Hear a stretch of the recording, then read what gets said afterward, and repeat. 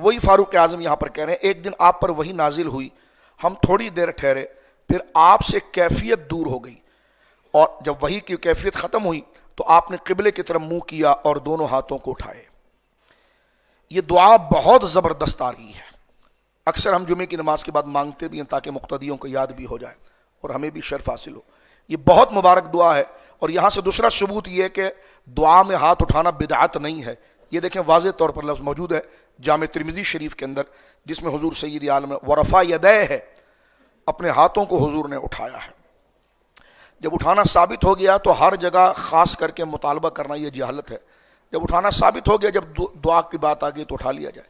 تو کہتے ہیں کہ حضور سید عالم نے قبلے کی طرف منہ کیا اور دونوں ہاتھوں کو اٹھایا اور دعا کی، اللہم زدنا ولا تنقصنا واکرمنا ولا تہنا واعطنا ولا تحرمنا وآثرنا ولا تؤثر علینا وارضنا وارض عنا۔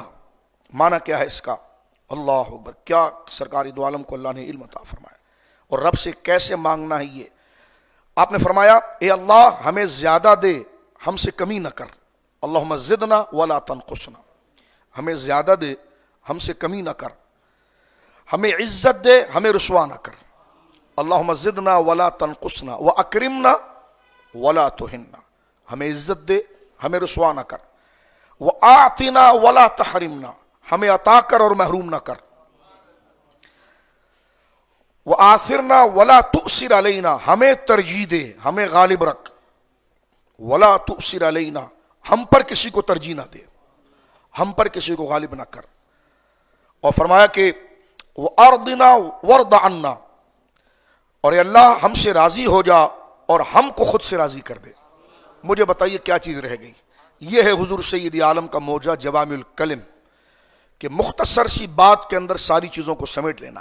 ایک ایک چیز اگر آپ اس میں دیکھیں، اے اللہ ہمیں زیادہ دے، ہم سے کمی نہ کر، ہمیں عزت دے، ہمیں رسوا نہ کر، ہمیں عطا فرما، ہمیں محروم نہ کر، ہمیں ترجیح دے، ہم پر کسی کو ترجیح نہ دے، یعنی ہمیں غالب رکھ اور ہم پر کسی کو غلبہ نہ دے، اور ہم سے راضی ہو اور ہم کو راضی کر دے۔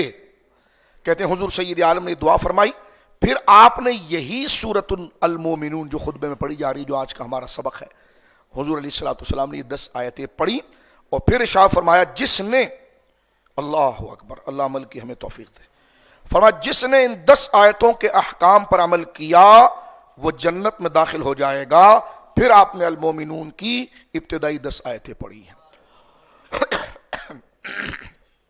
یہ 2 آیتیں جو ہیں ہمارے سامنے اس مضمون کو واضح کر دیتی ہیں اور ہماری ایمان کی حرص کو بڑھا دیتی ہے، جس میں ضمانت ہے جس نے ان 10 باتوں کے پر عمل کیا، امید نہیں یقین ہے وہ بخشا جائے گا۔ اور اس میں دیکھیے کیا بات بیان فرما رہی ہے، کی جا رہی ہے، قرآن کا ارشاد ہے۔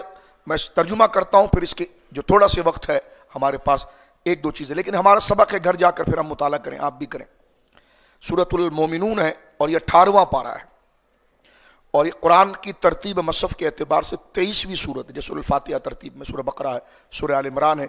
اس کاؤنٹنگ میں اگر آپ دیکھیں گے تو 23 نمبر سورت ہے، اور پاروں کی ترتیب کو اگر آپ دیکھیں گے تو 18واں پارہ ہے، اور اس کی آیت نمبر 1 سے لے کر 11، 10 آیات میں احکام ہے اور 11ویں میں اللہ نے بشارت دی۔